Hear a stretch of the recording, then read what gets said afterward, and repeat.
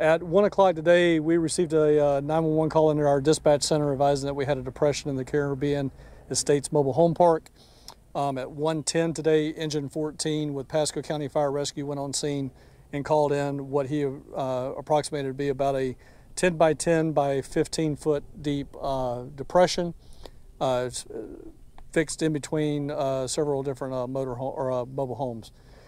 When we got here, Public Safety Emergency Management got here, we changed that size to about 15 by 15.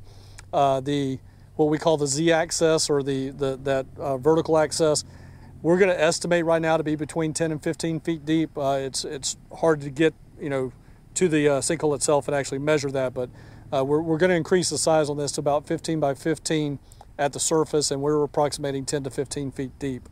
We notified the Division of Emergency Management in Tallahassee, who also notified the State Department of Environmental Protection, who is the authority on sinkholes, to ask them to come out here and check this out. We asked for the voluntary evacuation of 6 mobile homes at 6 mobile homes. One of those mobile homes is vacant and under remodeling. One of those mobile homes, there was no one home. 3 mobile homes, the occupants voluntarily evacuated, and I will say that those 3 mobile homes are the ones that are most directly impacted by the hole itself. And then a 6th individual made a decision, and she is definitely on the periphery of this 50-foot clearance that we normally do. She's right on the edge of that, and she decided she was going to stay and see how things pan out over the next couple hours. So we did get voluntary compliance out of 3. Again, recapping, 3 people or 3 residents have decided they will evacuate. A 4th home is under renovation. A 5th one there was no one home, and the 6th one, the lady decided to stay. The building inspectors are currently doing their inspection right now, but I was just notified about 2 minutes before going on camera that they are going to red tag, which means unsafe for entry, 5 of these 6 mobile homes, and they're doing that in an abundance of caution due to the approaching weather front that we have tonight. So they're going to come back and reevaluate those in the morning based on what the weather does. That's the heavy rain that we may or may not get here in the next couple hours. So they are going to go ahead and use an abundance of caution and put red tags on those, and those are unsafe for entry. That's all it means, is it's unsafe for entry. And those individuals will not be allowed to go back into those homes until those red tags are removed. So with that being said, that gives us a recap of everything to this point, and I'll take any of your questions. Has there been any activity since it opened, or is this pretty much the way it was when it formed? The only thing that we have seen is some settling.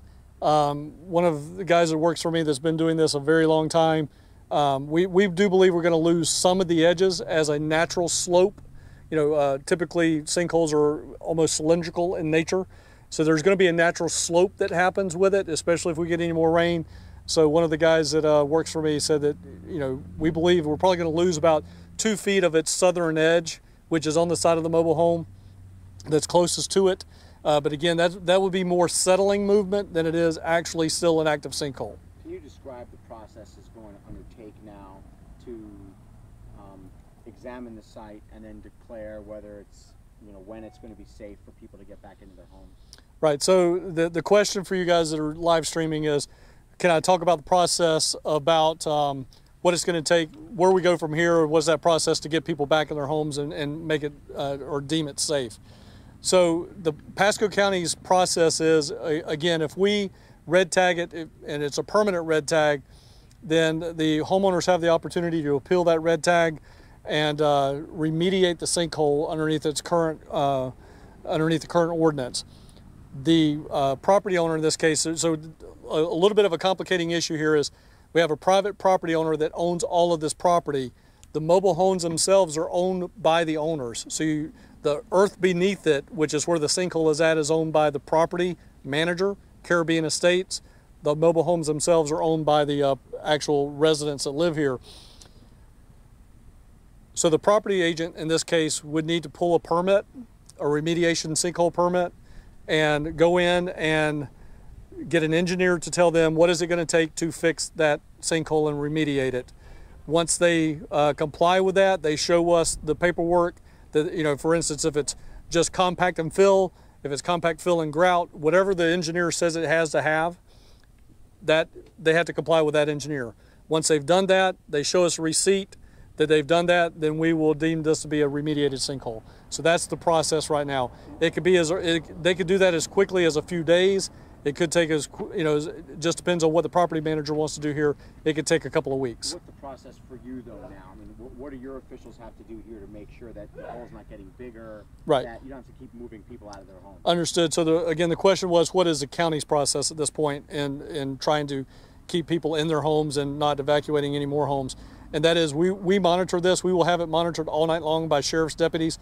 They've advised they would assist us in keeping an eye on this. So they'll come back about once an hour, once every 2 hours, and to see if it is growing in size. If it is growing in size, then we will have an immediate response back out here with fire rescue, as well as emergency management, public safety staff. We'll take the necessary steps. Typically that for us, our process is 50 feet within the edge of the sinkhole. On that sinkhole's edge is what we ask people to voluntarily evacuate, and then again, we'll call the building official back out here to see if any more homes need to be red tagged. Kevin, you're using the S word. Is this a sinkhole? Well, you know, so I am not the authority on sinkholes. The technical term I should be using, to your point, is depression at this point in time. But I will tell you, after we went through the situation almost a year to the date of the Land and Lake sinkhole, I can tell you it looks like a sinkhole. It's acting like a sinkhole. It's probably a sinkhole, although I'm not the authority on sinkholes.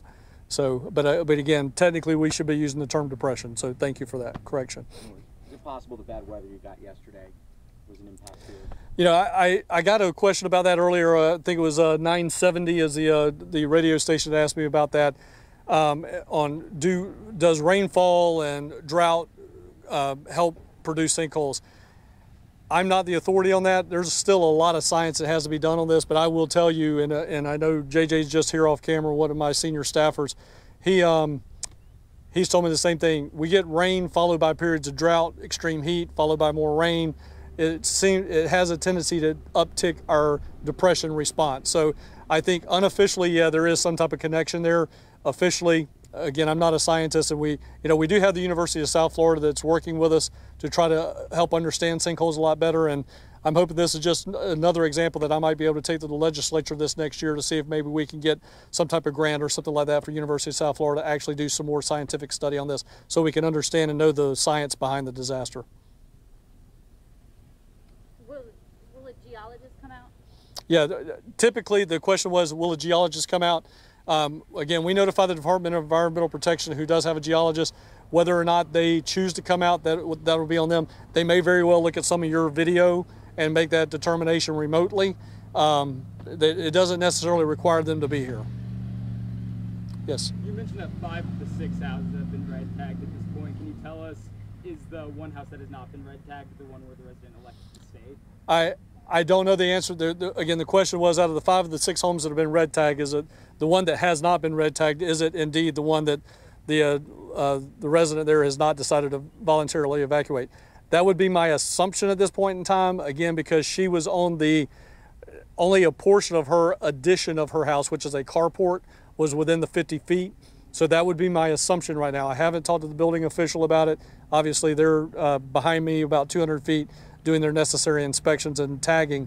It would be my assumption that's the case, but I cannot verify it. We'll get that to both Brendan and Corey, who will get that information back to you. Anyone? I think 13, you got it? Is there a chance that more houses, as time goes on, weather gets worse, that more houses will get red tagged? Yeah, again, the question was, going back to the weather event, do we foresee more houses potentially being red tagged? That is a possibility. Obviously, if the sinkhole grows, again, it's 50 feet from the edge of that depression. So if that depression gets bigger, if it grows by 10 feet, then we have to reevaluate that to see if there's any new homes that fall into that category. But again, we'll bring the building official back out. And the building official at that point in time will make a determination whether or not we need to go ahead and red tag any additional homes. How would they be seen? Do you know how many people were living in the 3 homes that were evacuated? How many people were living in the 3 homes that were evacuated? I will tell you what I saw. as they were evacuating, I saw two people leave from 2 of the 3 homes and 1 person leave from the 3rd home. But I will tell you, the person that was a single by themselves appeared to be taking quite a bit of stuff out of the trailer. So I would venture to say that they're probably removing stuff for someone else that lives there as well. Which is the house most affected by it? The house most affected by it right now is, if you see where the white car is at with the, I think it's a deputy, or I'm sorry, those are the building officials and one of my staff members. That house right there would be the one that's most affected. And off the rear of that trailer is, you're looking at about 3 feet, give or take. That it's the hole is right, or the depression is right behind that, about 3 feet.